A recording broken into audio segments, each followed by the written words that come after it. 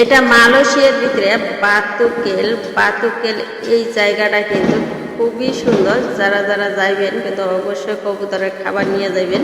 খাবার নিয়ে গেলে এই জায়গায় কিন্তু খাবার খাওয়াইতে খুবই ভালো লাগে। এতটা সুন্দর পরিবেশ যে কবুতরের কিন্তু অভাব নাই। আপনার মন চাইব খাওয়াইতে। সাথে কিন্তু মাছেরও কুসুনি আছে, মাছও সেই মাছ, বড় বড় মাছ। আপনার কিন্তু এটা মন্দিরের ভিতরে বাতুকেল অনেকেই যান, মালয়েশিয়া যারা আছেন তারা কিন্তু চেনেন এই জায়গাটা বাতুকেল।